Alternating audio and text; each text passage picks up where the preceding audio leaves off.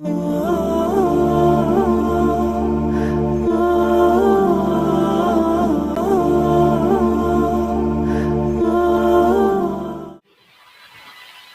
تھے کہ نہیں رکھے تھے؟ تمہارے جو چچا تھے نا مرزا غالب وہ نہیں رکھتے تھے.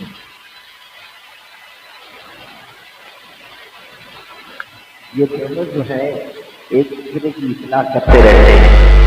یہ اس کا پیر ہے وہ اس کا پیر ہے. مرید دو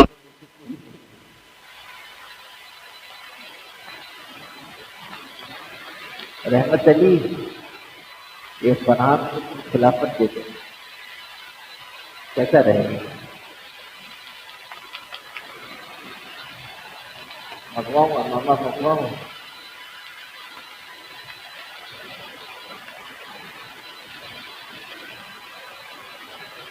اللہ اللہ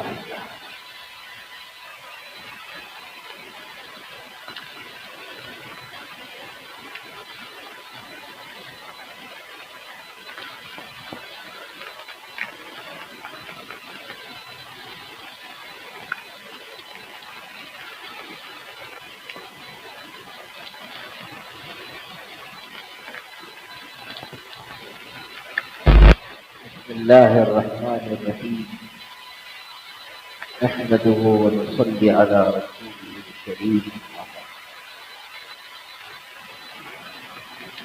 أعوذ بالله من الشيطان الرجيم. بسم الله الرحمن الرحيم.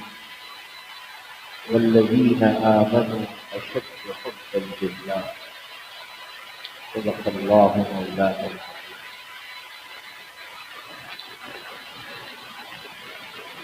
کل یہ بات بیان کی گئی تھی کہ اللہ کی محبت کیسے حاصل ہے.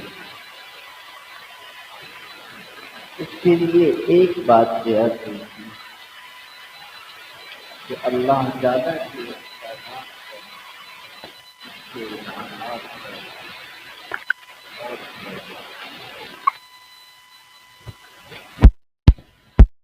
اس لیے کہ انسانی فطرت یہ ہے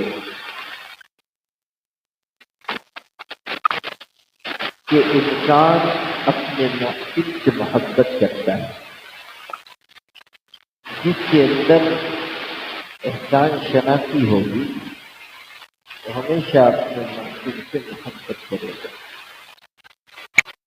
احسان فراموش نہیں.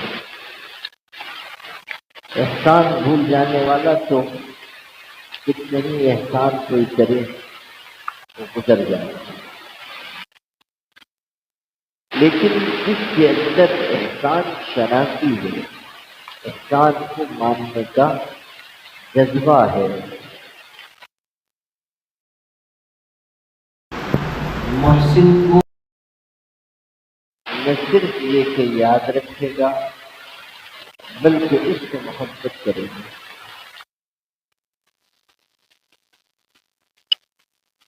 جتنی احسان شناسی ہوگی اسی اعتبار سے انسان کا تعلق اپنے محسن سے ہوگا.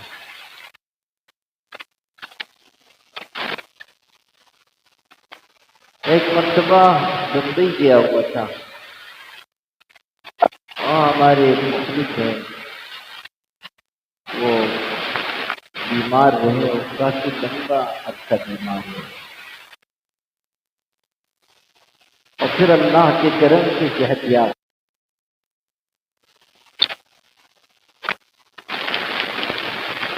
تو میں نے ان کی تیمارداری کے لیے بیمار کرسی کے لیے چلا گیا. ان کے ہاں تعلق ہے ان کو.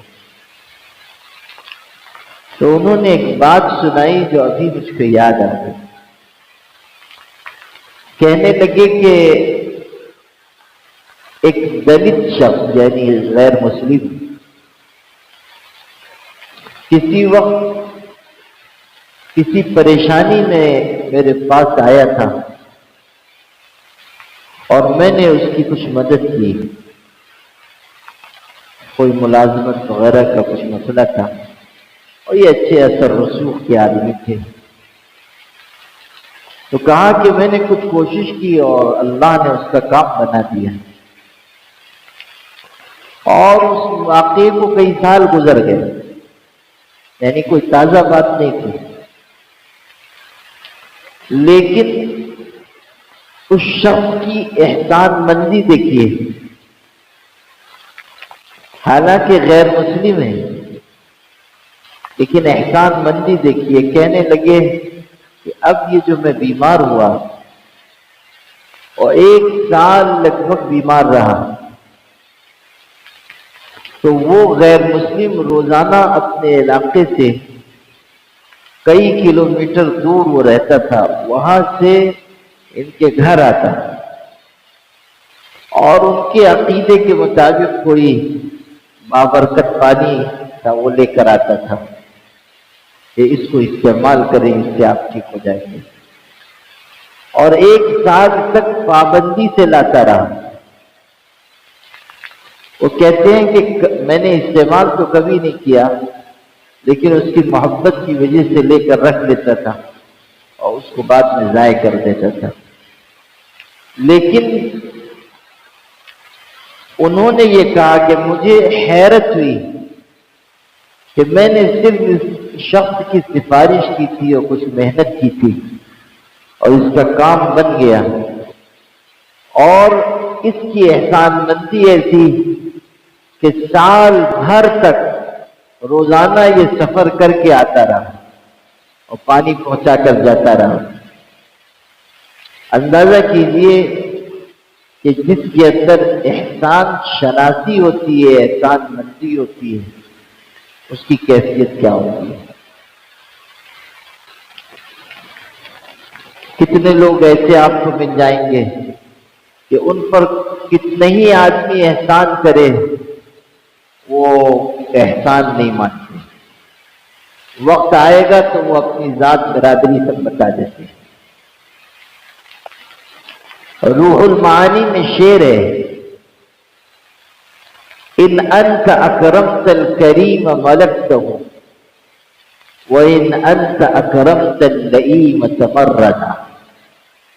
اگر کسی باظرف آدمی کی تم عزت کرو گے، اس کے ساتھ احسان کا معاملہ کرو گے، تو تم اس کے مالک بن جاؤ گے، یعنی وہ اپنے آپ کو تمہارے آگے جھکا دے گا۔ اور اگر کوئی ایسا آدمی ہو جس کے اندر شرافت نہیں ہے اور تم اس کے ساتھ اکرام اور احسان کا معاملہ کرو، وہ بجائے جھکنے کے اور سرکش ہو جائے گا۔ وَإِنْ أَنْتَ أَكْرَمْتَ اللَّئِيمَ تَمَرَّدَ۔ لئیم کا ترجمہ میں نے کیا ہے جس میں شرافت نہ ہو، ورنہ یہ خطرناک لفظ ہے، اردو میں اس کا ترجمہ ذرا خطرناک ہے۔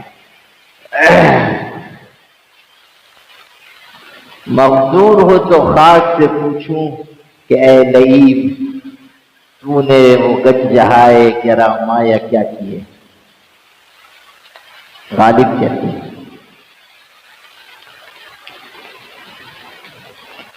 آپ شعر سن کے بس ایثار ثواب فرمائیں، اس لیے کہ مرزا غالب کی شاعری، تو نے وہ گنجہائے گرامایا کیا کی، گنجہائے گرامایا کیا کی، یعنی وہ قیمتی لوگ جن کو زمین میں دفن کیا گیا اور خاک کے سپرد کیا گیا۔ مرزا غالب کو بہت چھٹی تھی، اس لیے زمین سے سوال کر رہے ہیں، مقدور ہو تو خاک سے پوچھوں کہ اے لئیم، وہی لئیم کا لفظ آیا ہے۔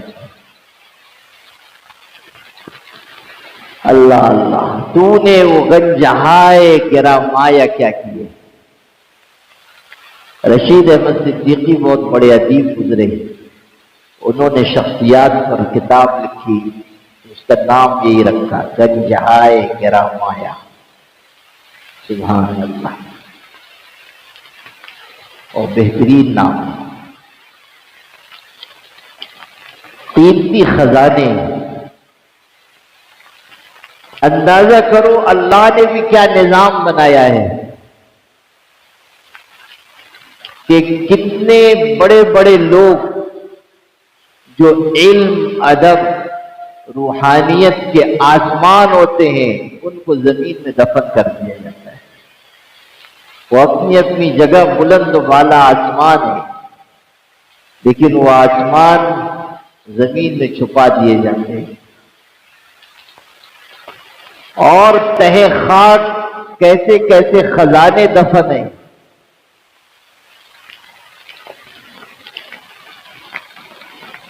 انسان جاتا ہے مدینہ منورہ اور جنت البقیع حاضر ہوتا ہے، بے اختیار خیال ہوتا ہے کہ زمین کے اس حصے کے نیچے کیسی بلند و بالا ہستیاں آرام کر رہی ہیں. دفن ہوگا نہیں نہ کہیں ایسا خزانہ ہرگز، ایسے لوگ ہیں. دفن ہوگا نہ کہیں ایسا خزانہ ہرگز. کیسی اونچی شخصیات ہیں، صحابہ بھی، تابعین بھی، تبع تابعین بھی، پھر اہل اللہ، اولیاء، صلحاء، کیسے بڑے بڑے لوگ سب وہاں لیٹے ہوئے. دفن ہوگا نہ کہیں ایسا خزانہ ہرگز.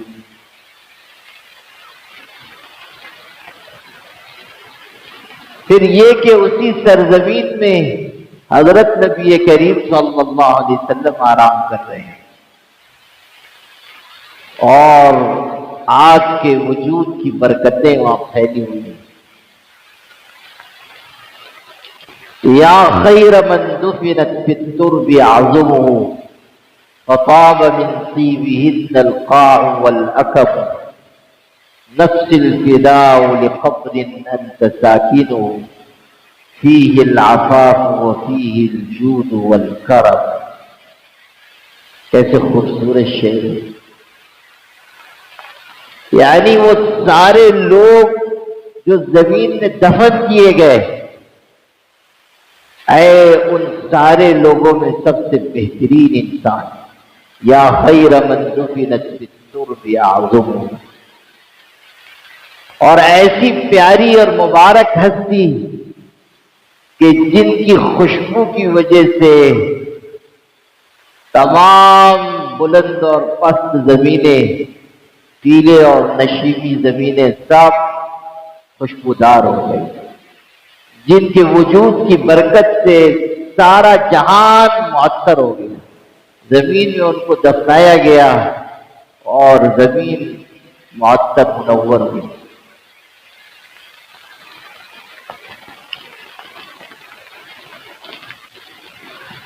بات یاد آ گئی، اکبر بادشاہ کے ہاں بڑے بڑے ذہین لوگ جمع تھے. وہ علم اور ذہانت کا بہت قدردان تھا. خود زیادہ پڑھا لکھا نہیں تھا، لیکن اس نے دنیا کے ذہین ترین لوگوں کو اپنے دربار میں جمع کر دیا اور سلطنت چلانے کی جو اس کی صلاحیت تھی غیر معمولی تھی. آج دنیا چاہے ان گزرے ہوئے لوگوں کی کتنی برائی کرے، لیکن یہ سچائی ہے کہ ان کی انتظامی صلاحیت اور سلطنت چلانے کی مہارت بہت بڑی ہوئی تھی.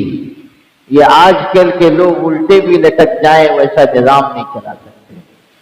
ایسا نظام انہوں نے چلا کر دکھایا. اکبر کو دیکھو، وہ اس کی خامیاں غلطیاں سب اپنی جگہ، لیکن نظام سلطنت کیسا اس نے مستحکم کر رکھا تھا. اور مشرق، مغرب، شمال، جنوب، ہر جگہ اس کی گرفت کیسی مضبوط تھی. نہایت نوعمری میں بادشاہ ہوا تھا، لیکن نظام چلا کے دکھایا اور بتایا کہ سلطنت کیسے چلائی جاتی ہے. غلطی، خامی ہر انسان میں ہوتی ہے، اور اس کو بھی جب مولویوں نے چڑھایا تو وہ بجائے چنے کے جھاڑ پہ چڑھنے کے ناریل کے درخت پہ چڑھ گیا.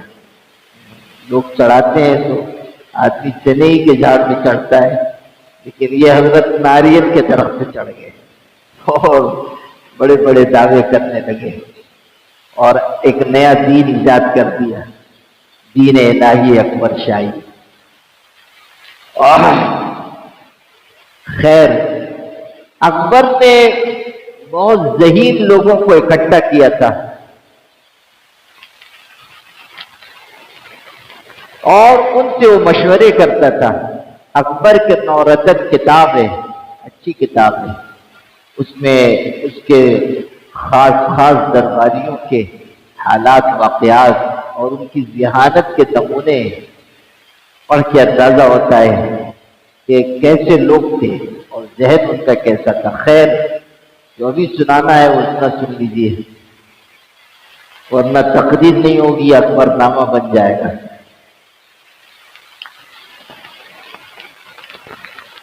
ہوا یہ کہ اکبر ایک دن بیٹھا ہوا تھا، اتنا بڑا بادشاہ، اور چراغ گل ہو گیا، رات کا وقت تھا، جو روشنی کا انتظام تھا وہ چراغ یا مشعل بند ہو گئی، روشنی ختم ہو گئی، اندھیرا چھا گیا، اور خادموں نے جو وہاں حاضر تھے جلدی جلدی روشنی کا انتظام کیا۔ لیکن اب جو روشنی ہوئی تو اکبر کی آنکھ میں آنسو تھے، اکبر کی آنکھ میں آنسو۔ تو درباری جو موجود تھے انہوں نے پوچھا آپ رو رہے ہیں، کیا بات ہو گئی؟ اکبر نے کہا اصل میں یہ جو اندھیرا ہوا، اس اندھیرے کی وجہ سے مجھ کو قبر کا اندھیرا یاد آ گیا، قبر کا اندھیرا یاد آیا۔ تو جب اس نے یہ کہا کہ قبر کا اندھیرا یاد آ گیا، تو درباری ایسے ہی موقع کے لیے ہوتے تھے کہ جو تسلی دیتے تھے مشکل وقت میں۔ تو اس کے 9 رتن جو تھے ان میں سے ایک نے غالباً بیربل نے کہا کہ آپ کیوں پریشان ہوتے ہیں؟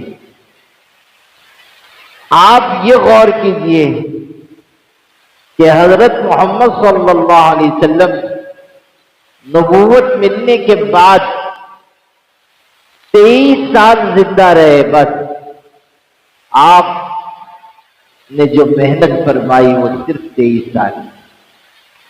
نبوت کے بعد کی جو آپ کی عمر ہے وہ 23 سال ہے، 40 سال کی عمر میں نبوت ملی اور 23 سال تک آپ نے دین کی تبلیغ فرمائی اور دین کی تعلیم دی۔ تو اس نے کہا کہ صرف 23 سال حضور زمین کے اوپر رہے بعثت کے بعد، لیکن 23 سال کے عرصے میں ساری دنیا ان کے نور سے جگمگانے لگی۔ تو غور کیجئے کہ کئی سو سال سے زمین کے نیچے ہیں، تو جو انسان 23 سال میں زمین کے اوپر رہ کر ساری دنیا کو روشن کر گیا، اب جو زمین کے نیچے وہ ہیں اور کئی سو سال سے ہیں، تو زمین کے نیچے اندھیرے کا کون سا نام و نشان باقی ہوگا؟ سینکڑوں سال ہو گئے زمین کے نیچے ہیں، تو اب زمین کے نیچے اندھیرا کیسے ہوگا؟ اللہ اللہ اللہ اللہ، نقطہ بھی دیکھو کیسے پیدا کیا، کہا کہ زمین کے نیچے ہیں اور کئی سو سال سے ہیں، تو زمین کے نیچے اب کون سا اندھیرا باقی ہوگا؟ ہاں، اکبر کی تسلی کے لیے یہ بات کہی۔ وہ شاعر بھی کہہ رہا ہے فَطَابَ مِنْ طِيبِهِنَّ الْقَاعُ وَالْأَكَمُ، آپ کے وجود کی برکت سے ٹیلے اور نشیبی زمینیں اونچی نیچے سارے حصے سب معطر ہو گئے، منور ہو گئے۔ نفس الفداء لقبرنا انت ساکن، میری جان اس قبر پر فدا ہو جس میں آپ آرام کر رہے ہیں، اس لیے کہ وہ قبر مٹی کا ایک ٹکڑا نہیں ہے، اس میں پاک دامنی، جود و سخاوت اور بہترین صفات جمع ہو گئی۔ وہ زمین کا ایک ٹکڑا نہیں ہے، بہترین اخلاق، کردار، صفات سب اس میں اکٹھا ہے۔ سبحان اللہ، فیہ العفاف وفیہ الجود والکرم۔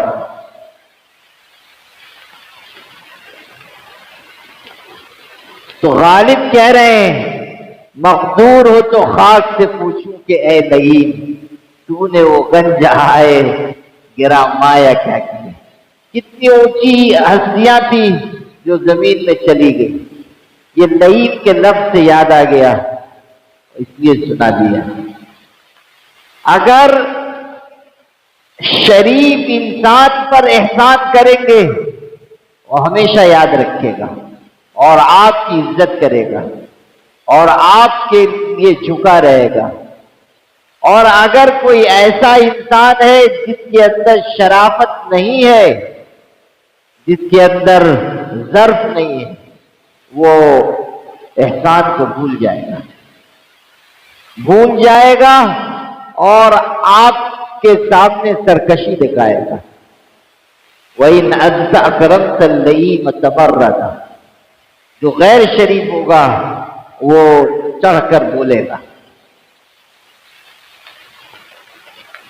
یہ اور بات ہے کہ ہمیں حسن سلوک کرنا چاہیے، کوئی احسان مانے یا نہ مانے ہمیں حسن سلوک کرنا چاہیے. ہاں جب احسان فراموشی ہوتی ہے انسان کا دل دکھتا ہے.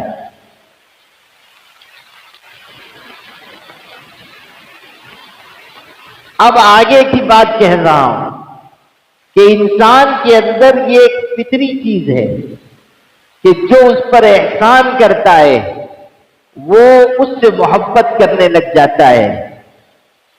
اس نقطۂ نظر سے اگر آپ غور کریں تو سب سے بڑا محسن اللہ ہے، اس لیے سب سے زیادہ محبت بھی اس کا حق ہے. سب سے زیادہ محبت اللہ سے کی جائے اس لیے کہ وہ سب سے بڑا محسن ہے. اس سے بڑھ کر احسان کرنے والا کوئی نہیں ہے. اور اس کی کچھ تفصیل میں نے کل عرض کی تھی. ویسے بھی انسان غور کرے تو اس کے وجود سے لے کر کائنات تک اور زمین سے لے کر آسمان تک اور دنیا سے لے کے قبر اور پھر حشر تک اللہ کے احسانات ہی احسانات ہیں، اس کے انعامات ہی انعامات ہیں. انسان غور کرتا جائے اللہ کے انعامات پر، اس کے احسانات پر، خود بخود اس کے دل میں اللہ کی محبت پیدا ہوگی. اسی لیے مراقبات میں سے ایک مراقبہ نعمت کا بھی ہے کہ انسان کسی گوشے میں بیٹھ کر اللہ کی نعمتوں کو یاد کرے. نعمت کا مراقبہ سوچے کہ اللہ نے مجھ کو کیا کیا نعمت دی. اور نعمت بھی یہ نہیں کہ صرف مادی اور ظاہری نعمت. قرآن میں آپ پڑھیے أَلَمْ تَرَوْا أَنَّ اللَّهَ سَخَّرَ لَكُم مَّا فِي السَّمَاوَاتِ وَمَا فِي الْأَرْضِ وَأَسْبَغَ عَلَيْكُمْ نِعَمَهُ ظَاهِرَةً وَبَاطِنَةً. یہ ارشاد ہے اللہ نے تمہارے لیے آسمان زمین میں جو کچھ ہے اس کو مسخر کر دیا، یعنی تابع فرمان بنا دیا. آپ دیکھیں کہ کیسی بڑی بڑی مخلوقات انسان کے آگے جھکی ہوئی ہیں. چاند سورج انسان کے لیے کام میں لگے ہوئے ہیں. بارش برسنے کی جو تفصیل آج دنیا کے انسانوں کے علم میں آئی ہے کہ کس طرح دریا اور سمندروں سے پانی اٹھتا ہے اور شمسی حرارت، سورج کی حرارت اثر انداز ہوتی ہے اور پھر وہ بھاپ اٹھ کر جاتی ہے اور بادل کی شکل اختیار کرتی ہے اور پھر کیسا ایک نظام قائم ہے جس کے ذریعے پھر سے وہ بادل پانی بن کر برستے ہیں اور اس پانی میں کیسی قوت پیدا کی جاتی ہے کہ جس کے ذریعے بنجر زمینیں زندہ ہو جاتی ہیں. زمین مردہ ہو گئی اور پھر اس بارش کے پانی سے جس کو ماء مبارک کہا گیا قرآن پاک میں پھر سے دوبارہ زندگی حاصل ہوتی ہے اور زمین کی مردنی دور ہوتی ہے اور اللہ उन उगने वाली चीजों के जरिए इंसानों को भी और उनके जानवरों को भी रोजी और रिस्क अता फरमाता है, और अल्लाह उस रोजी और रिस्क के जरिए इंसानों के अंदर कुव्वत पैदा करता है, और फिर वो कुव्वत इंसान की अल्लाह की बंदगी में इस्तेमाल होती है। एक निजाम है, और कैसा हैरत अंगेज निजाम है। और कुरान पाक की इस आयत को सुनो और फिर उस निजाम की बारीकियों को जानो तो बेख्तियार दिल से ये आवाज आती है कि पाक परवरदिगार कैसा मुहसिन है कि उसने आसमान, जमीन, चांद, सूरज, दरिया, समंदर, फल्कियात, अर्जियात सबको हमारी खिदमत में लगा कर रखा है। सब हमारी खिदमत में लगे हैं। ये है सख्खर लकुम मा फिस समावाति व मा फिल अर्द। आसमान जमीन में जो कुछ है सबको अल्लाह ने तुम्हारे आगे झुका दिया है, सब तुम्हारी फरमाबरदारी कर रहे हैं। शेख सादी फरमा रहे हैं, अब्रो बादो महो खुर्शीदो फलक दरकारन तातु नाने बकफ आरी वो बगफलत नखुरी ई हमाज लहर तु सरगश्त वो फरमाबरदार शर्त इंसाफ नबाशत के फरमा न बोली कि ये सारा आलम, ये हवाएं, कहकशाएं, फजाएं, ये चांद, सूरज, शजर, हजर सब तुम्हारी खिदमत में लगे हुए हैं ताकि तुम अपनी मेहनत से हक हलाल की रोजी कमाओ और गफलत से न खाओ। जब ये सारा आलम तुम्हारा हुक्म मान रहा है तो क्या ये इंसाफ की बात नहीं है कि तुम अल्लाह का हुक्म मानो? जब सारा आलम तुम्हारा हुक्म मान रहा है तो क्या ये इंसाफ की बात नहीं है कि तुम अल्लाह ताला का हुक्म मानो? दुनिया हमारे लिए बनाई गई और हमें आखिरत के लिए बनाया गया। दुनिया हमारी खिदमत कर रही है, हमें चाहिए कि हम अल्लाह की बंदगी करें, अल्लाह की इबादत करें, अल्लाह के आगे झुक जाएं, अल्लाह ताला का एहसान माने, अल्लाह ताला के आगे तजर्रो जारी करें। ला इलाहा इल्लल्लाह कहा, आसमान जमीन में जो कुछ है हमने तुम्हारे लिए उसको ताबे फरमान बना दिया। अब अगला हिस्सा है वो अस्बगा अलैकुम निअमहु ज़ाहिरतन व बातिना, और अपनी जाहिरी और बातिनी नेमतें तुम पर उंडेल और बहा कर रखी। अल्फाज देखिए, अस्बगा अलैकुम, ये नहीं कहा अनअमा अलैकुम निअमहु ज़ाहिरतन व बातिना, कहा अस्बगा अलैकुम, नेमतें उंडेल दी तुम पर, नेमतें बहा दी तुम पर, यानी नेमतों का एक सैलाब है जो तुम्हारी तरफ बढ़ा चला आ रहा है।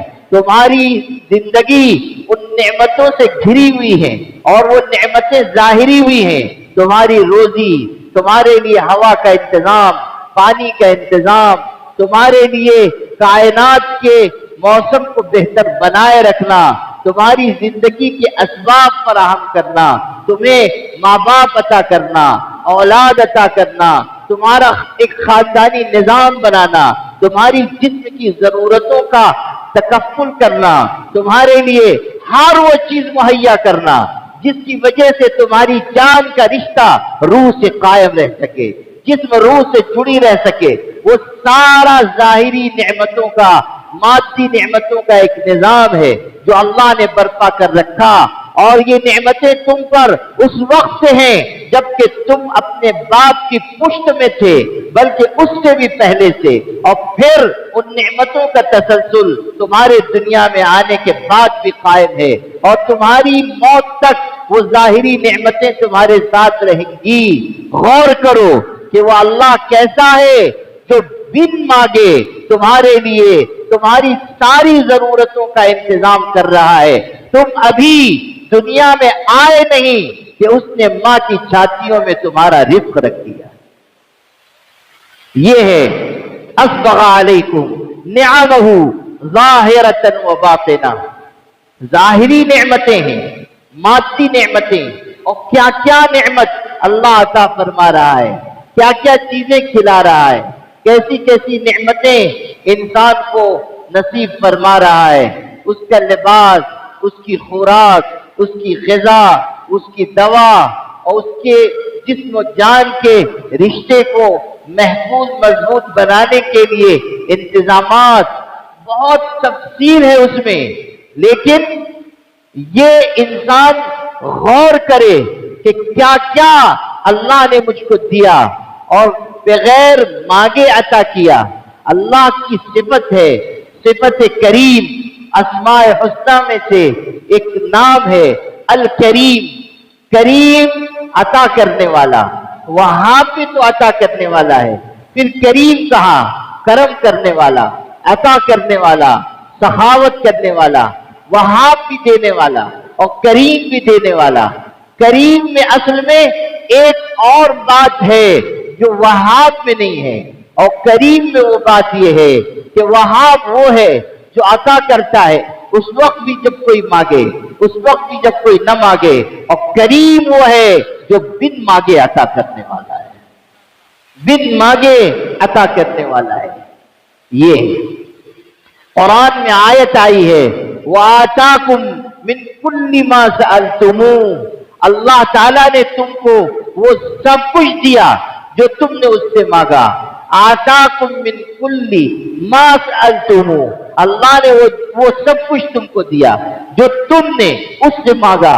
لیکن قرآن پاک کی اس آیت کو اس طرح بھی پڑھا گیا ہے، اور اس طرح پڑھنے میں کیسی بلاغت پیدا ہو گئی، وہ اس طرح کہ وَآتَاكُم مِّن كُلٍّ، یہاں رک گیا انسان کہ اللہ نے تمہیں سب کچھ عطا فرمایا۔ ما سألتموه، وہ نعمتیں بھی جو تم نے نہیں مانگی تھی وہ بھی عطا فرمائی۔ ما سألتموه، ما نافیہ ہو گیا، پہلے ما موصولہ تھا کہ آتاکم من کل ما سألتموه، اللہ نے تم کو وہ دیا جو تم نے اس سے مانگا۔ اور جب رک گئے کہ آتاکم من کل، اللہ نے وہ سب کچھ ہمیں عطا کر دیا، اللہ نے ساری نعمتیں ہمیں دی، اور ما سألتموه، اللہ نے تم کو وہ کچھ دیا جو تم نے اس سے مانگا بھی نہیں تھا۔ ما سألتموه، تم نے مانگا بھی نہیں تھا، بن مانگے اللہ نے عطا کر دیا۔ تم نے مانگا نہیں اور اللہ نے اپنے خزانے کے دہانے کھول دیے، اور عطا پر عطا اور نوازش پر نوازش۔ کمال تو یہ بھی ہے کہ صرف جھکنے والوں کو نہیں دے رہا ہے، اکڑنے والوں کو بھی دے رہا ہے، ماننے والوں کو بھی دے رہا ہے اور نہ ماننے والوں کو بھی دے رہا ہے۔ سورج اگر چمکا رہا ہے تو صرف مومنین پر نہیں، کافرین پر بھی چمکا رہا ہے۔ اگر زمین سے غلہ اناج دے رہا ہے تو صرف ایمان والوں کو نہیں، منکروں مشرکوں کو بھی دے رہا ہے، انہیں بھی نواز رہا ہے جو خود اس کے وجود کا کے منکر ہیں، جو اللہ کو نہیں مانتے ہیں اور کہتے ہیں کوئی خدا نہیں، وہ خدا ان کو بھی دے رہا ہے۔ اور یہ عطا اس بات کی علامت ہے کہ ہے ضرور کوئی دینے والا، یہ عطا اس بات کی علامت ہے کہ کائنات ہوئی نہیں ہے، ایسے ہی نظام نہیں چل رہا ہے کوئی جو نواز رہا ہے، اور وہ ایسا کرم کرنے والا ہے اور ایسا دینے والا ہے کہ وہ اپنے ماننے والوں کو بھی دیتا ہے اور نہ ماننے والوں کو بھی نوازتا ہے۔ ایسا عطا کرنے والا ہے، ایسا دینے والا ہے کہ کوئی اس کا نام لے تب بھی دے رہا ہے، کوئی نام نہ لے جب بھی دے رہا ہے، کوئی اس کو پکارے جب بھی دے رہا ہے، کوئی اس کو نہ پکارے جب بھی دے رہا ہے۔ سبحان اللہ، کیا شان عطا ہے۔ ایمان والوں میں بھی وہ ہیں جو اس کے احکام کو مان رہے ہیں، وہ بھی نوازے جا رہے ہیں، رزق ان کو بھی مل رہا ہے۔ جو اس کی نہیں مان رہے ہیں، جو اللہ کی نافرمانی کر رہے ہیں، ان کو بھی رزق اور روزی عطا کی جا رہی ہے۔ ادھر سے خطا پر خطا ہے اور ادھر سے عطا پر عطا ہے۔ انسان لغزش پہ لغزش کر رہا ہے، غلطی پہ غلطی، خطا پر خطا، اور اللہ نواز رہا ہے، اس لیے کہ اس کی نوازش کی کوئی انتہا نہیں اور اس کے خزانے میں کوئی کمی نہیں، دینے سے اس کا خزانہ کم نہیں ہوتا ہے۔ وہ رکے گا، وہ ہاتھ روکے گا جس کو یہ اندیشہ ہو کہ دینے سے ہماری چیز کم ہوگی۔ وہاں تو یہ ہے کہ جتنا لٹایا جائے گا خزانے میں رکھتی برابر کوئی کمی نہیں واقع ہو، کوئی کمی نہیں۔ ما عندکم ینفد वमा इंदल्लाहि बाक, ओ इंसानों जो तुम्हारे पास है वो खत्म हो जाएगा, जो हमारे पास है वो कभी खत्म नहीं होगा। जो तुम्हारे पास है वो मिटने के लिए, जो हमारे पास है वो बाकी रहने के लिए। ये अल्लाह की शान है, शान अता है और शान जूद व सखावत है। अल्लाह अता कर रहा है और इसीलिए ये कह रहा है कि या अय्युहन्नासु अंतुमुल फुक़राउ इलल्लाह वल्लाहु हुवल गनियुल हमीद।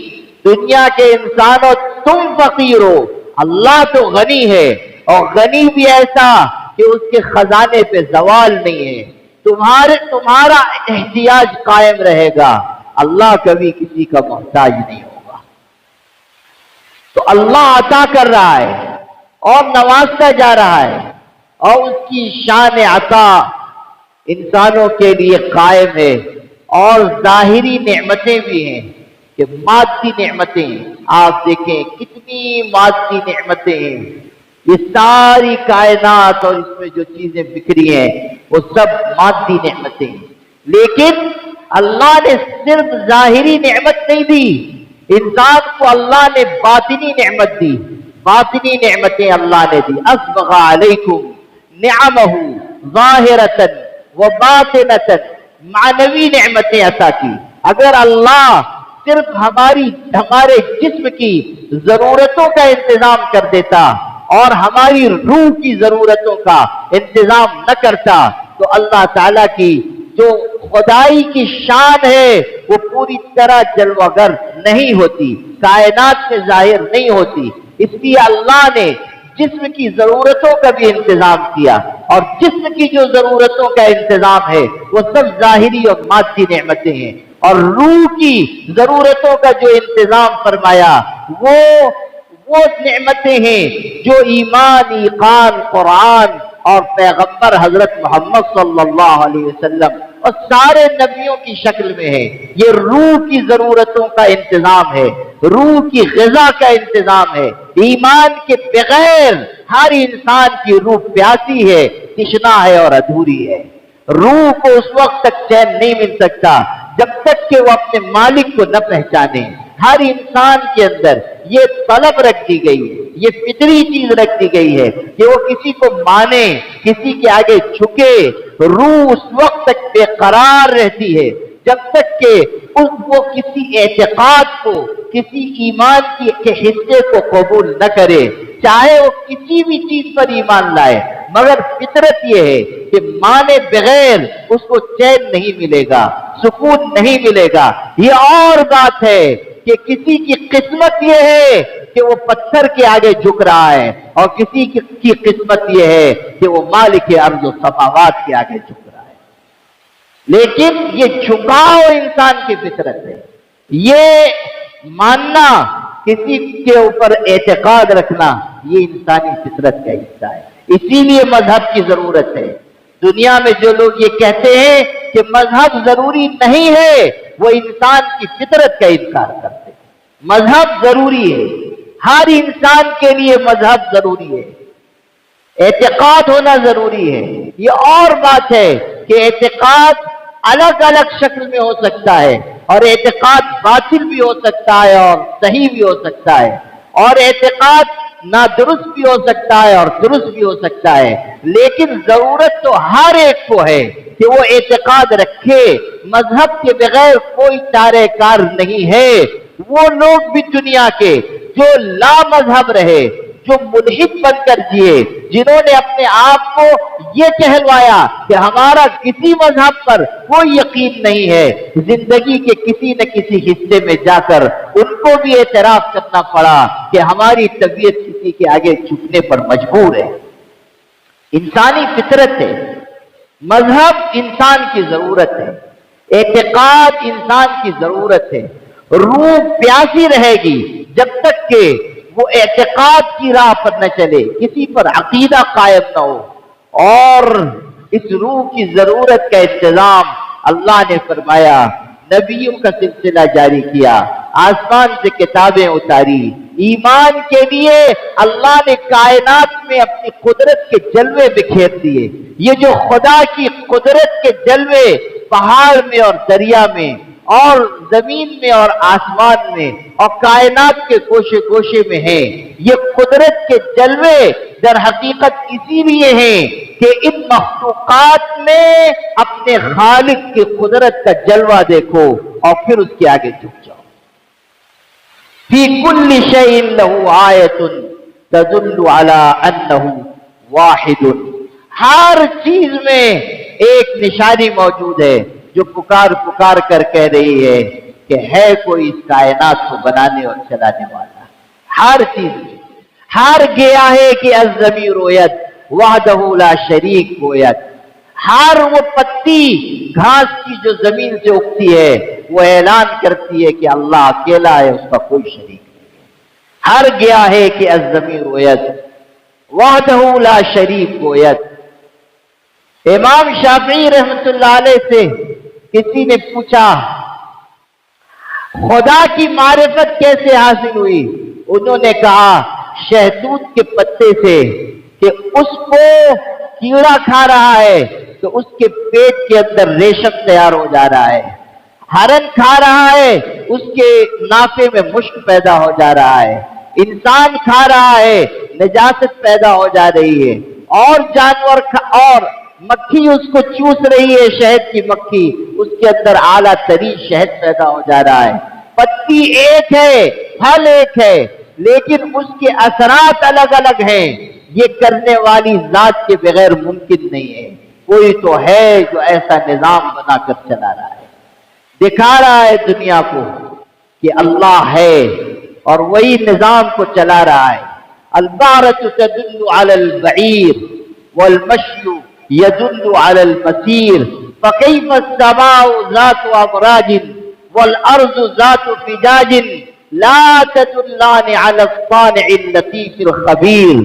روح المعانی میں ہے کہ مینگنیاں اشارہ کرتی ہیں کہ یہاں سے اونٹوں کا قافلہ گزرا ہے اور نشان قدم بتاتے ہیں کہ یہاں سے انسانوں کا کوئی قافلہ گزرا ہے. جب میگنیاں بتا رہی ہیں کہ اونٹ گزرے، نشان قدم بتا رہے ہیں کہ کوئی قافلہ گزرا، تو یہ آسمان اور یہ زمین جو اپنی تمام تر رونق و زینت کے ساتھ قائم ہے، کیا یہ کسی زبردست اللہ کی طرف اشارہ نہیں کر رہے ہیں؟ یہ کیا مخلوقات نہیں بتا رہی ہے کہ ہے کوئی خالق؟ مخلوق بتاتی ہے خالق کا نشان. مخلوق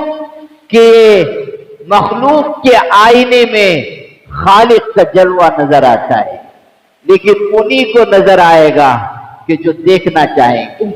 جو آنکھ کے باوجود اندھے بن کر جی رہے ہیں وہ محروم کر دیے جائیں گے. دیدہ کور کو آئے کیا نظر کیا دیکھے، آنکھ والا تیرے جلوے کا تماشا دیکھے. دیدہ کور کو آئے کیا نظر کیا دیکھے، آنکھ والا تیرے جلوے کا تماشا دیکھے. آنکھ والا تیرے جلوے کا تماشا دیکھے، دیدہ کور کو کیا آئے نظر کیا دیکھے. یعنی جس نے آنکھیں بند کر رکھی ہے، نابینا بن گیا ہے، آنکھ ہے اور پھر بھی آنکھوں کو بند کر رکھے ہوئے اور بے بصیرت ہے، اس کو کچھ نہیں دیکھے گا. اب قرآن کی یہ آیت پڑھو اور اس کی بلاغت دیکھو. فَإِنَّهَا لَا تَعْمَى الْأَبْصَارُ وَلَكِنْ تَعْمَى الْقُلُوبُ الَّتِي فِي الصُّدُورِ. ان کی آنکھیں اندھی نہیں ہیں، وہ دل اندھے ہو گئے جو ان کے پہلو میں، دل اندھے ہو گئے. فَإِنَّهَا تَعْمَى الْقُلُوبُ الَّتِي فِي الصُّدُورِ. جو پہلو میں دل ہے وہ اندھے ہو گئے. کچھ انسان وہ ہوتے ہیں جو بصارت سے محروم ہوتے ہیں، یعنی آنکھ کی بینائی نہیں ہوتی، لیکن اللہ ان کے دل کو بصیرت عطا کرتا ہے کہ وہ آنکھ کے بغیر بھی خدا کی معرفت کے اونچے مقام تک پہنچ جاتے ہیں. اور کچھ وہ ہوتے ہیں کہ جو آنکھ کی بصارت لیے ہوئے ہوتے ہیں مگر دل کی بصیرت سے محروم کر دیے جاتے ہیں. یہ اصل نابینا ہے، یہ اصل اندھے ہیں جو اللہ کو نہ پہچانے، جو اپنے مالک خالق کو نہ پہچانے. اس سے بڑھ کر اندھا اور کون ہو سکتا ہے؟ وہی اصل نابینا ہے. تو اللہ نے قدرت کی نشانیاں پھیلا دی تاکہ ان کو دیکھ کر انسان اللہ کو پہچان لے، اللہ کو جان لے۔ اللہ تعالیٰ کے وجود کی نشانیاں ہیں۔ کائنات یوں نہیں چل رہی ہے۔ ایک بڑی بھی بیٹھی ہوئی تھی، چرخہ کاٹ رہی تھی، ایک پہنچ گیا، دہریہ تک، ملحد، اللہ کا انکار کرنے والا، وہ گیا، اس نے کہا بڑی بھی اللہ ہے؟ اس نے کہا ہے۔ کہا دلیل کیا ہے؟ اس نے چرخہ چلانا چھوڑ دیا، چلاتے چلاتے رک گئی، چرخہ رک گیا، اور اس نے کہا دیکھو یہ چرخہ رکا ہے کہ چل رہا ہے؟ اس نے کہا رک گیا۔ کہا تھوڑی دیر پہلے چل رہا تھا کہ نہیں؟ کہا ہاں۔ اس نے کہا دیکھو چرخہ رک گیا اس لیے کہ میں نے چلانا چھوڑ دیا۔ چرخے جیسی چھوٹی چیز کے لیے چلانے والا ضروری ہے، تو یہ کارخانے عالم کا چرخہ بغیر کسی چلانے والے کے کیسے چلے گا؟ وہ اصل بات یہ ہے کہ جس کو نہ ماننا ہوتا ہے وہ پھر کہیں نہ کہیں سے کچھ لے کے آتا ہے، شرارت اس کے اندر سے پیدا ہوتی ہے۔ تو اس نے کہا کہ ٹھیک ہے، یہ تمہاری دلیل تو کچھ تھوڑی سمجھ میں آتی ہے، لیکن کیا ضروری ہے کہ چلانے والا ایک ہی ہو؟ پھر کئی خدا بھی تو ہو سکتے ہیں۔ اور بڑی بی کے پاس چرخہ ہی تھا، اس نے کہا اسی سے دلیل دیتی ہوں۔ اور اس نے پھر کہا دیکھو، اس نے پھر چلایا چرخہ اور کہا دیکھو میں چلا رہی ہوں تو چرخہ چل رہا ہے۔ اگر چرخے کو چلانے والے دو ہوں، ایک ادھر چلائے ایک ادھر چلائے، چرخہ ٹوٹ جائے گا، نہیں چلے گا، خراب ہو جائے گا۔ اگر کائنات کو چلانے والے کئی ہوں گے، ایک خدا کہے گا بارش ہو، ایک کہے گا نہیں ہو، ایک کہے گا اس کو اولاد دو، ایک کہے گا مت دو، ایک کہے گا اس کو مارو، ایک کہے گا اس کو زندہ کرو، ایک کہے گا اس کو جیل میں بھیجو، ایک کہے گا رہا کرو۔ مخلوق ایک طرف ہو جائے گی، خداؤں کی جنگ چھڑ جائے گی، وہ آپس میں جھگڑا ہو جائے گا۔ قرآن میں بھی آیا لو کان فیہما آلہۃ الا اللہ لفسدتا، اگر اللہ کے علاوہ اور معبود ہوتے کائنات کا، زمین آسمان کا نظام سب برہم برہم۔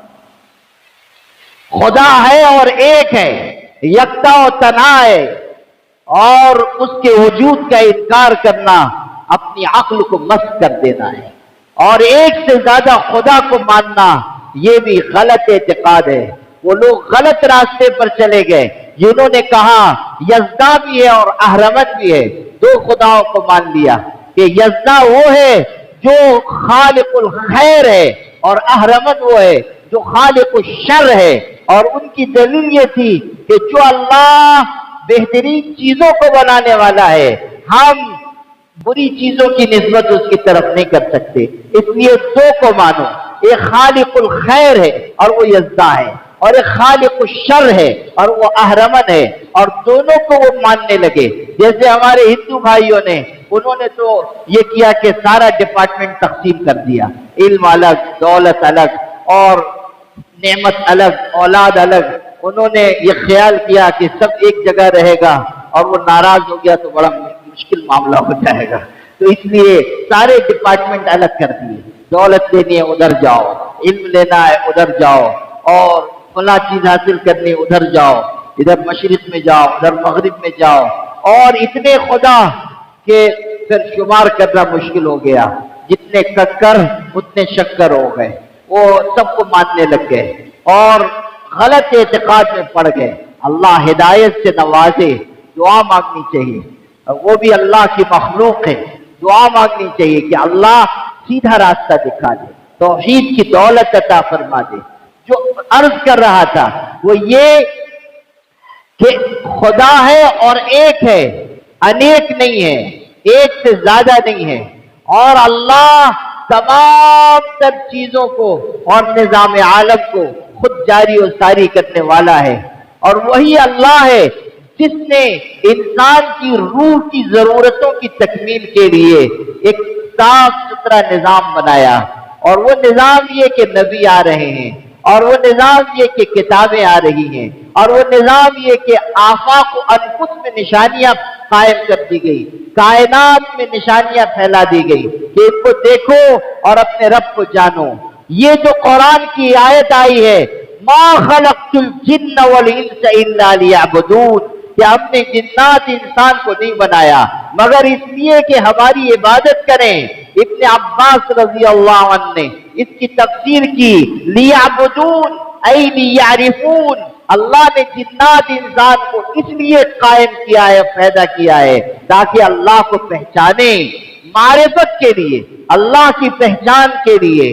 کنت کنزا مخفیا فاحببت ان اعرف فخلقت الخلق، میں ایک چھپا ہوا خزانہ تھا، میں نے چاہا کہ مجھے جانا جائے تو میں نے کائنات کو پیدا کر دیا، مخلوق کو پیدا کر دیا، معرفت کے لیے کہ اللہ کو جانو اور پہچانو اور سمجھو کہ وہ اللہ کیسا محسن ہے، کیسا منعم ہے، کیسا نوازنے والا ہے، کیسی قدرت والا ہے، کیسا زبردست ہے، اور کس قدر نظام عالم پر اپنا تفوق اور غلبہ رکھنے والا ہے۔ لِتَعْلَمُوا أَنَّ اللَّهَ عَلَى كُلِّ شَيْءٍ قَدِيرٌ وَأَنَّ اللَّهَ قَدْ أَحَاطَ بِكُلِّ شَيْءٍ عِلْمًا۔ قرآن میں دعوت دی گئی، غور و فکر کی کہ آسمان، زمین اور کائنات کی نشانیوں پر غور کرو، اور اس کے بعد دو ٹکڑے کہے گئے، لِتَعْلَمُوا أَنَّ اللَّهَ عَلَى كُلِّ شَيْءٍ قَدِيرٌ، تاکہ کائنات کی نشانیوں پر غور و فکر کر کے دو باتیں تم جانو۔ پہلی بات یہ کہ وہ اللہ ہر چیز پر قدرت رکھنے والا ہے، اور دوسرا یہ کہ اللہ کا علم ہر چیز کو گھیرے ہوئے ہے۔ گویا کہ یہ معرفت سکھائی گئی کہ او انسان، کائنات کی زبردست مخلوقات کو دیکھ کر اور ان پر غور و فکر کر کے اس نقطے کو سمجھ لو کہ وہ اللہ ایسا ہے کہ تم پر قدرت بھی رکھتا ہے اور اس کا علم بھی تم کو گھیرے ہوئے ہے۔ اگر تم اس کی نافرمانی کرو گے سزا دے گا، اور اگر تم اس کا حکم توڑو گے، کہیں بھی چھپ کر توڑو گے، تب بھی وہ اللہ جانے گا۔ لِتَعْلَمُوا أَنَّ اللَّهَ عَلَى كُلِّ شَيْءٍ قَدِيرٌ وَأَنَّ اللَّهَ قَدْ أَحَاطَ بِكُلِّ شَيْءٍ عِلْمًا۔ قدرت اور علم دونوں کو پہچانتے، اس کی قدرت بھی سب سے بڑھ کر اور اس کا علم بھی سب سے بڑھ کر، اس کا علم سب سے بڑھ کر ہر چیز کو جاننے والا وہ اللہ ہے۔ حضور تشریف رکھتے ہیں اور دیہاتی آیا اور اس نے 2 رکعت پڑھی اور پھر ہاتھ اٹھائے اور دعا مانگی، اس میں خدا کی تعریف کی اور اس کے علم کی وسعت بیان کی۔ کہتا ہے یا من لا تراہ العیون ولا تخالطہ الظنون ولا يصفه الواصفون ولا تغيره الحوادث ولا يخشى الدوائر، يعلم مساقيل الجبال ومكاييل البحار وعدد قطر الأمطار وعدد ورق الأشجار وعدد ما أظلم عليه الليل وأشرق عليه النهار، لا تواري منه سماء سماء ولا أرض أرضا ولا بحر ما في قعری ولا جبل ما في وعری۔ الفاظ دیکھو، اے اللہ تیری تعریف ویسی بیان کی ہی نہیں جا سکتی جو تیری تعریف کا حق ہے۔ نگاہیں تجھ کو دیکھ نہیں سکتی، وہم و گمان کی تجھ تک رسائی نہیں، حادثات تیرا کچھ بگاڑ نہیں سکتے، اور کسی بھی مصیبت کا تجھ کو کوئی اندیشہ نہیں۔ پھر علم بیان کر رہا ہے کہ اللہ تو ایسا ہے کہ پہاڑوں کا وزن جانتا ہے، تو دریا اور سمندروں کے پانی کی مقدار جانتا ہے، تو درخت کے پتوں کی تعداد جانتا ہے، تو بارش کے قطروں کا علم رکھتا ہے۔ رات کا اندھیرا جتنی چیزوں پر آتا ہے اور دن کا اجالا جتنی چیزوں پر آتا ہے، کوئی ایک چیز بھی تیری نگاہ سے چھپی ہوئی نہیں ہے۔ ایک آسمان دوسرے آسمان کو تجھ سے چھپا نہیں سکتا، زمین دوسری زمین کو تجھ سے چھپا نہیں سکتی، پہاڑ کی تہ میں کھو میں کیا ہے پہاڑ تجھ سے چھپا نہیں سکتا، اور دریا کی تاریکی میں جو ہے دریا تیری نگاہ سے چھپا نہیں سکتا۔ ایسا زبردست ہے تیرا علم، ایسا زبردست ہے تیرا علم۔ یہ ہے خدا تعالیٰ کے علم کی وسعت۔ پھر دعا مانگی، یہ تو تعریف کی تھی، پھر دعا مانگی، اور دعا بھی کیسی خوبصورت، 3 ٹکڑے دعا کے ہیں اور تینوں بہت ہی خوبصورت۔ اے اللہ اجعل خیر عمری آخرہ، اللہ میری عمر کا سب سے بہترین حصہ آخری حصہ ہو، وخیر ایامی یوم القاک فیہ، اور سب سے بہترین دن وہ دن ہو جب تجھ سے ملاقات ہو۔ اے اللہ تیری ملاقات کے دن کو سب سے بہترین دن بنا دے، اور میری عمر کا اور میرا سب سے بہترین عمل آخری عمل ہو. وَاجْعَلْ خَيْرَ عَمَلِي خَوَاتِمَهُ. آخری عمل سب سے بہترین عمل. آخری عمل سب سے بہترین. زندگی کا بہترین حصہ آخری حصہ ہو. اور سب سے بہترین خوبصورت دن وہ ہو جب تجھ سے ملاقات ہو. کیسی خوبصورت دعا ہے. اور تعریف بھی دیکھو. حضور نے سنا آپ کا دل خوش ہو گیا. آپ صلی اللہ علیہ وسلم نے ایک شخص کو کہا یہ جب نماز سے فارغ ہو میرے پاس لے کے آؤ. جب وہ دعا سے نماز سے فارغ ہو گئے حضرت کی خدمت میں لائے گئے. آپ نے سونے کا ایک ٹکڑا نکالا اور وہ انعام میں عطا فرمایا اور کہا جان رہے ہو یہ سونا کیوں دے رہا ہوں؟ اس نے کہا قرابت کی وجہ سے، رشتہ داری کی وجہ سے حسن سلوک فرما رہے ہیں. آپ نے فرمایا قرابت تو ہے لیکن تم نے اللہ کی جن الفاظ میں تعریف کی اس کے انعام کے طور پر تم کو دے رہا. اللہ کی جو تعریف تم نے کی سبحان اللہ. اللہ تعالیٰ کی حمد و ثنا جو تم نے بیان کی سبحان اللہ. تو اللہ کا علم بھی لامحدود ہے اور اس کی قدرت بھی لامحدود ہے. کائنات کی نشانیوں پر غور کریں گے تو قدرت اور علم دونوں کی وسعت کا کچھ اندازہ ہوگا. تو اللہ نے ظاہری نعمتیں بھی اور باطنی نعمتیں بھی عطا کی اور نبیوں کا سلسلہ، اپنی نشانیوں کا سلسلہ، اپنی کتابوں کا سلسلہ دراز فرما دیا اور باطنی نعمتیں بھی ایسی زبردست عطا کی کہ سبحان اللہ. اور جن کو باطنی نعمتیں جس درجے کی بھی ملی وہ ان کے لیے بہت کافی تھی. لیکن ہماری خوش قسمتی یہ ہے کہ باطنی نعمتوں میں اللہ نے ہمیں وہ نعمتیں دی جو پچھلی تمام باطنی نعمتوں سے بڑھ کر تھی. اگر پہلے پیغمبر آئے آدم و نوح و شیث، زکریا و یحییٰ و سلیمان و داؤد، اگر پہلے پیغمبر آئے یونس و الیاس ذوالکفل، اگر پہلے پیغمبر آئے حضرت موسیٰ و عیسیٰ علیہم السلام اور وہ سارے نبی جن کے نام ہم جانتے ہیں یا نہیں جانتے ہیں، تو یہ سارے روحانی ضرورتوں کی تکمیل کے لیے آئے.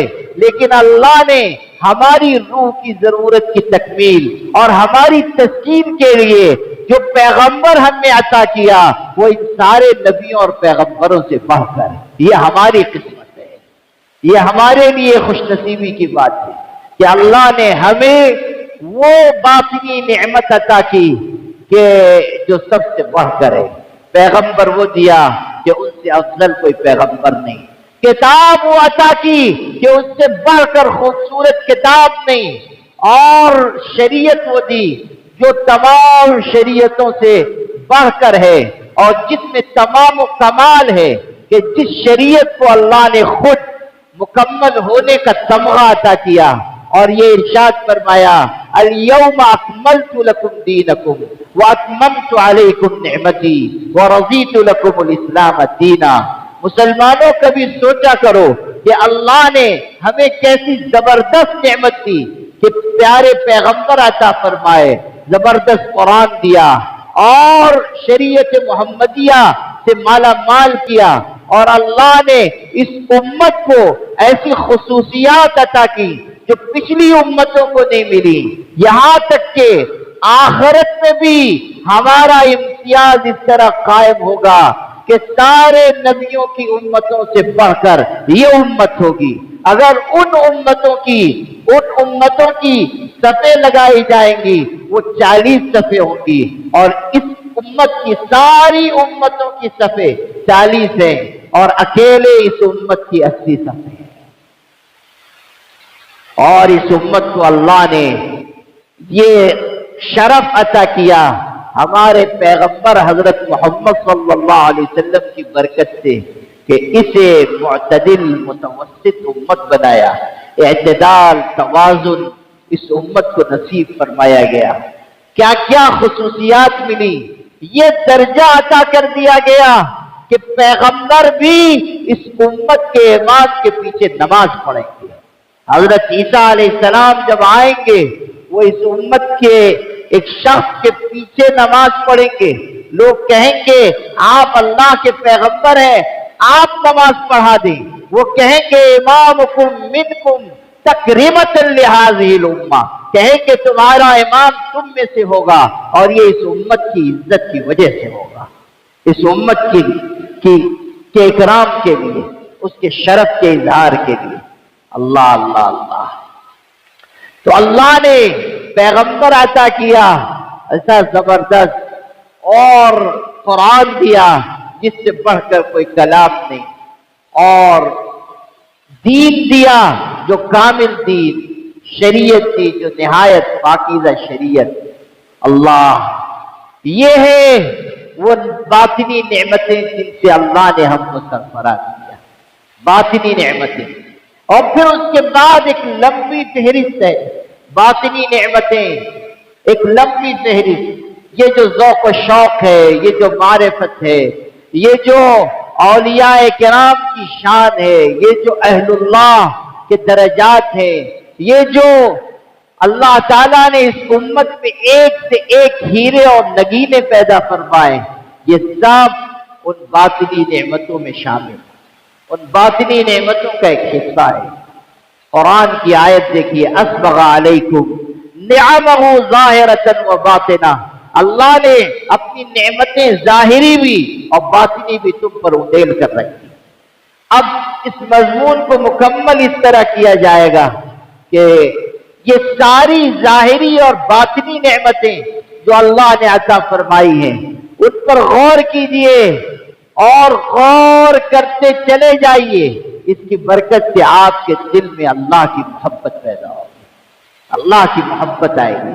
جب آپ غور کریں گے کہ اللہ تو نے میرا یہ نصیب بنایا کہ مجھ کو حضرت محمد صلی اللہ علیہ وسلم کا امتی بنایا، تو نے میرا یہ نصیب بنایا کہ قرآن پاک میں پڑھوں، میں سنوں، میں اپنے دل میں محفوظ کروں، ایسا زبردست کلام مجھ کو ملا، ایسا رہنما رہبر کلام مجھ کو ملا۔ جب آپ شریعت کی باریکیوں پر نظر کریں گے کہ شریعت کیسی خوبصورت ہے، کتنا پیارا نظام ہے اس شریعت کا، کیسی خوبصورتی ہے اس شریعت میں، کیسی آسانی ہے اس شریعت میں، کس طرح حرج کو دفع کیا گیا ہے اس شریعت میں۔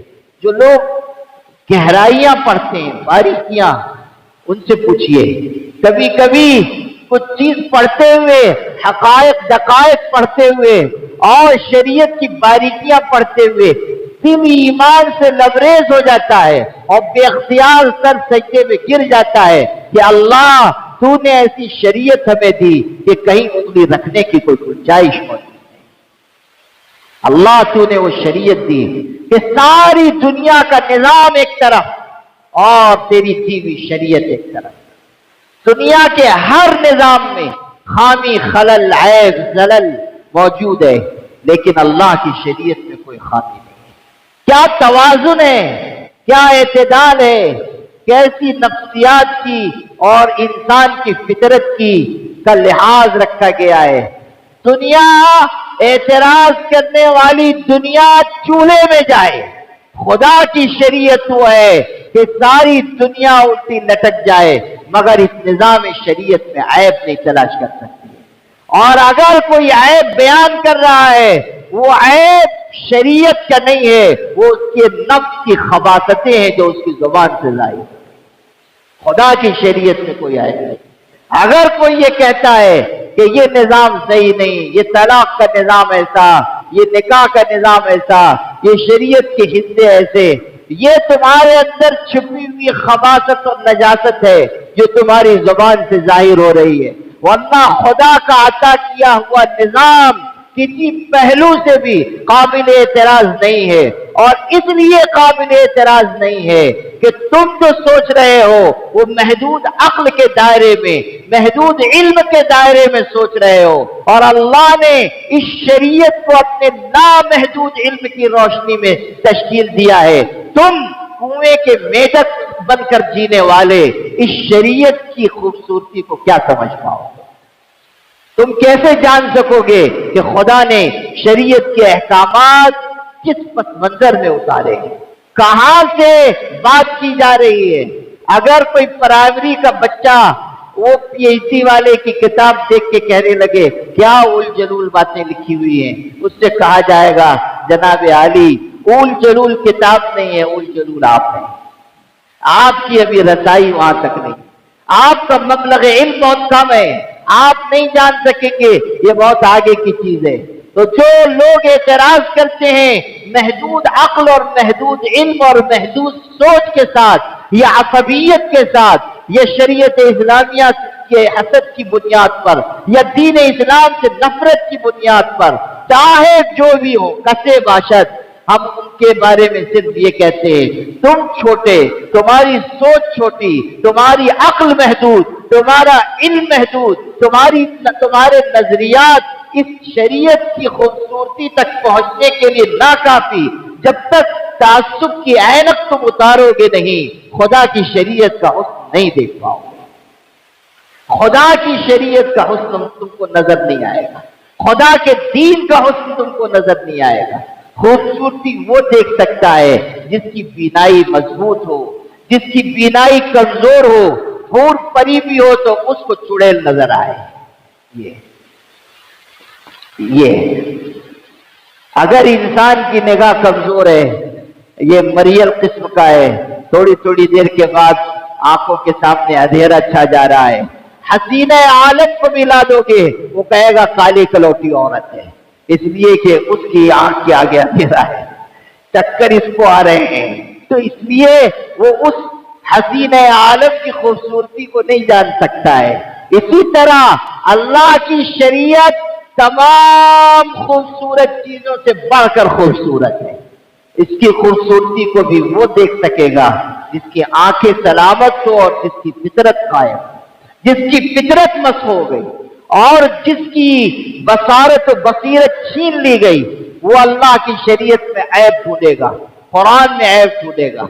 देखो कुरान में पहले सफ़े पर आया, इस नुक्ते को समझ लो तो बहुत सारे इश्कालात जमीन बोझ हो जाएंगे और हर एक को तुम ताकत से जवाब दे सकोगे। कुरान के पहले सफ़े पर है ज़ालिकल किताबु ला रैब फीह। दुनिया की कोई किताब उठाओ, जब तुम उसका पहला सफ़ा खोलोगे तो लिखा होता है इस किताब में कहीं गलती नजर आए मुसन्निफ को बता दो ताकि उसकी इस्लाह कर ली जाए। लेकिन जब कुरान खोलोगे तो पहले सफ़े पर लिखा हुआ है ज़ालिकल किताबु ला रैब फीह, कि सारे जमाने और जहान की किताबों में ऐब हो सकता है और सारे जमाने की किताबों में गलती हो सकती है, मगर ये कुरान गलती से पाक है, ऐब और रैब से पाक है।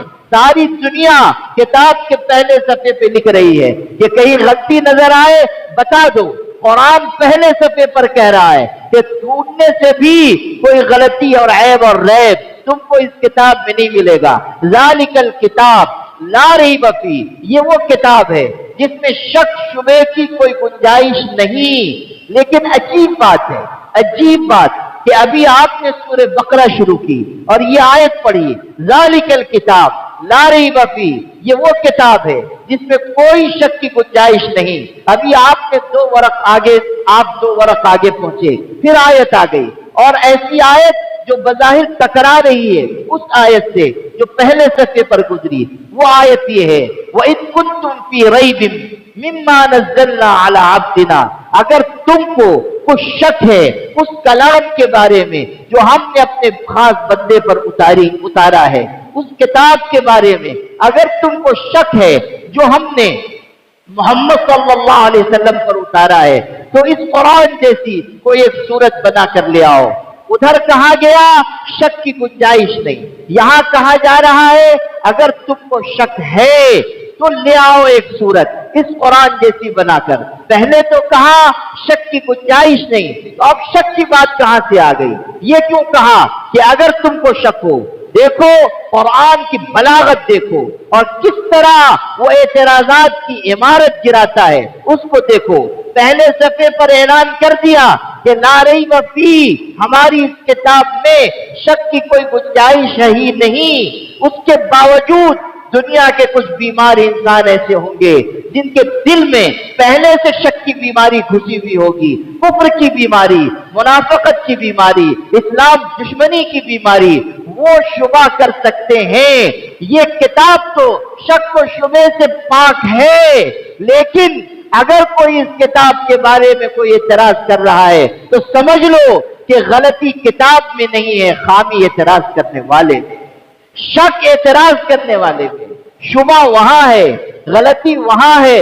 اگر ساری دنیا سورج کو دیکھ کر کہہ رہی ہے کہ یہ روشن چمکدار سورج ہے اور سورج کو مان رہی ہے، لیکن چمگادڑ جس کی آنکھ دن میں اندھی ہو جاتی ہے وہ کہے کون سا سورج، کدھر چمک دمک، کون سی روشنی، کون سی تازگی، کون سی رعنائی اور کون سی آرائش اور زیبائش، مجھے تو کچھ نہیں دکھ رہا ہے، تو کہا جائے گا کہ سورج کا وجود تو ثابت ہے، غلطی تمہاری آنکھ میں ہے۔ یہی بات ہے کہ جو شریعت پر اعتراض کریں، جو اللہ کے پاک قرآن پر اعتراض کریں، ان کا ایک کامل و مکمل جواب یہ ہے کہ خدا کی شریعت میں کوئی خامی نہیں ہے، تمہاری عقل تمہارے دل کے اندر خامی موجود، تمہارے اندر بگاڑ ہے۔ اگر تمہاری فطرت سلیمہ ہو تو تمہیں شریعت کا ہر حکم آفتاب نصف النہار کی طرح چمکتا دمکتا نظر آئے گا۔ اسی لیے یہ کہا جاتا ہے کہ جن لوگوں کو خدا کی معرفت حاصل ہوتی ہے اور جو لوگ اللہ سے جڑ جاتے ہیں، شریعت کے احکامات کے بارے میں انہیں تعارض نہیں ہوتا ہے۔ کیوں نہیں ہوتا ہے؟ اس لیے کہ معرفت کا چمکدار سورج ان کے دل کو ایسا روشن کرتا ہے کہ شریعت کے تمام محاسن ان کے دل پہ جلوگر ہو جاتے ہیں۔ یہ باریک بات ہے، سمجھنے فہیمہ من فہیمہ ومن لم یفہم لم یفہم۔ معرفت اور خدا تعالی کا قرب انسان کو علم کی بلندی تک لے جاتا ہے، اور پھر شریعت کے محاسن جلوہ گر ہوتے ہیں، شریعت کے احکامات کی خوبصورتی تب پتہ چلتی ہے۔ اسی لیے کہتے ہیں کہ اللہ سے سب سے زیادہ وہ ڈرتے ہیں جو علم والے ہیں۔ انما یخشی اللہ من عبادہ العلماء، یہاں سے اس آیت کا مفہوم سمجھو۔ یہ تو عام کہہ دیتے ہیں کہ اللہ کے بندوں میں سے وہ ڈرتے ہیں جو علم والے ہیں، نہیں، وہ لوگ جن کو حقیقی علم حاصل ہوتا ہے، جو معرفت ربانی پاتے ہیں، جن کے دل قرب الہی کے جلووں سے نکھر جاتے ہیں، وہ لوگ کہ جو اللہ تعالیٰ کی بارگاہ میں مقام محبوبیت پاتے ہیں، اور پھر وہاں سے تجلیات اور انوار ان کے دل پر برستے ہیں، تو ان کی کیفیت یہ ہوتی ہے کہ علم ان کا بڑھتا چلا جاتا ہے، اور جیسے جیسے علم بڑھتا جاتا ہے خشیت میں اضافہ ہوتا جاتا ہے، خشیت بڑھتی جاتی ہے، ڈر بڑھتا جاتا ہے، معرفت بڑھ رہی ہے اور ساتھ میں خشیت بڑھتی چلی جا رہی ہے۔ اسی لیے یہ دیکھو گے کہ کائنات میں جو سب سے بڑے عالم تھے یعنی حضرت محمد صلی اللہ علیہ وسلم، باوجود اس کے کہ معصوموں کے امام تھے، مگر اتنا رو رہے ہیں کہ مصلی سر ہو جا رہا ہے۔ کیوں؟ اس لیے کہ ان کو اللہ کی سب سے زیادہ معرفت حاصل تھی، سب سے زیادہ اللہ کو جان رہے تھے، اس لیے معصومیت کے باوجود آنسو بہا رہے ہیں، معصومیت کے باوجود اللہ کے آگے عاجزی کر رہے ہیں، معصومیت کے باوجود بار بار بارگاہ الہی میں ہاتھ پھیلاتے ہیں۔ حضرت عائشہ روایت کر رہی ہیں، رات کو تشریف لائے اور میرے پاس رہے، پھر کہا عائشہ مجھ کو اجازت دو میں اپنے رب کی عبادت کروں۔ میں نے کہا آپ کا قرب بھی عزیز ہے اور جس کو آپ چاہیں وہ بھی عزیز ہے۔ کہتی ہیں حضرت کھڑے ہو گئے نماز کے لیے اور نماز پڑھی اور اتنا روئے کہ آپ کی داڑھی مبارک آنسوؤں سے تر ہو گئی، اور پھر اتنا روئے کہ آپ کی گود آنسو سے بھیگ گئی، اور پھر سہبارہ روئے اور اتنا روئے کہ مصلی بھیگ گیا۔ زمین کی الفاظ ہے روایت کے کہ جہاں نماز پڑھ رہے تھے وہ زمین نم ہو گئی، اتنا روئے کہ زمین نم ہو گئی۔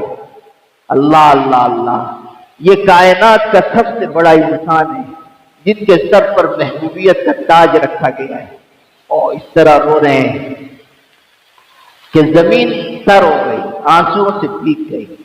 اللہ اکبر، یہاں تک کہ فجر تک روتے رہے، رات بھر رو رہے ہیں اور اس طرح رو رہے ہیں کہ زمین بھیگ گئی۔ حضرت بلال آ گئے، فجر کی اذان کی اجازت لینے کے لیے آئے، اس وقت تک آپ رو رہے آئے کہ اجازت و اذان دے دی جائے، فجر کا وقت ہو گیا۔ حضرت نے حضرت کی کیفیت دیکھی تو کہنے لگے حضرت اتنا آپ کیوں روتے ہیں؟ آپ کے لیے تو اعلان ہو گیا، آپ کی کوئی غلطی ہے ہی نہیں، اگر کوئی ہو بھی کبھی بے فرض محال کوئی چوک ہو جائے تب بھی معاف ہے، آپ کی تو ایسی شان ہے اور آپ تو معصوموں کے امام ہیں، پھر آپ کیوں رو رہے ہیں؟ تو حضرت نے کہا یہ معرفت کی بات دیکھو۔ حضرت نے کہا کیا میں اللہ کا شکر گزار بندہ نہ بنوں؟ کیا میں اللہ کا شکر گزار بندہ نہ بنوں؟ کیا میں اللہ کا شکر گزار بندہ نہ بنوں؟ اللہ اللہ اللہ اللہ۔ یہ ہے کہ جس کا علم اور معرفت جس درجے کی ہے وہ اسی قدر اللہ سے ڈرنے والا ہے، اسی قدر اس کو خشیت حاصل ہوگی۔ انما یخشی اللہ من عبادہ العلماء، اس کے بندوں میں سے وہی لوگ اللہ سے ڈرتے ہیں جو علم والے ہیں۔ حقیقی علم جن کو ملے گا ان کا دل خشیت الہی سے لبریز ہو جائے گا، خشیت الہی سے ان کا دل لبریز ہو جائے گا۔ اس لیے میرے بھائیوں علم صحیح کی تلاش کرنی چاہیے، اور یہ جو نظام ہے تصوف و سلوک کا یہ در حقیقت علم صحیح کی طلب اور تڑپ پر قائم ہے۔ یہاں معرفت بھی کمال درجے کی اور علم بھی اعلیٰ درجے کا، اسی لیے یہ راہ خدا کے محبوبوں نے چنی ہے اور اللہ کے نیک بندوں نے اسی راستے کو اپنایا ہے اور اسی راہ پر چل کر اپنے دلوں کو منور کیا ہے۔ خلاصہ کلام یہ ہے کہ اللہ کی نعمتوں پر جو ظاہری اور باطنی نعمتیں ہیں ان پر غور کرتے رہیں، اس سے محبت الہی کا چراغ دل میں روشن ہوگا، اور جس کو محبت ملی اسے بہت کچھ مل گیا۔ از محبت تلخہا شیریں شود، وز محبت دردہا درما باشد۔ محبت کی وجہ سے انسان کے لیے تلخ چیز بھی میٹھی ہو جاتی ہے۔ وز محبت مسحا زرنی شود، اور محبت کی وجہ سے تانبا بھی سونا بن جاتا ہے، تانبا سونا بن جائے گا۔ وہ از محبت دردہا صافی شود، اور محبت کی وجہ سے گدلا جام صاف ستھرا ہو جائے گا۔ وہ از محبت دردہا شافی شود، اور محبت کی وجہ سے درد کو شفا مل جائے گی۔ محبت ایسی چیز ہے، محبت کی برکت سے تلخ شیریں ہو جائے گا، تانبا سونا بن جائے گا، گدلا جام صاف ستھرا ہو جائے گا، اور درد کو راحت اور شفا مل جائے گی۔ اس لیے محبت الہی کی راہ پر چلیں، اور محبت کو پانے کے لیے وہ طریقہ اختیار کریں جو ہمیں قرآن میں بتایا گیا اور حدیث میں سمجھایا گیا۔ وآخر دعوانا الحمدللہ رب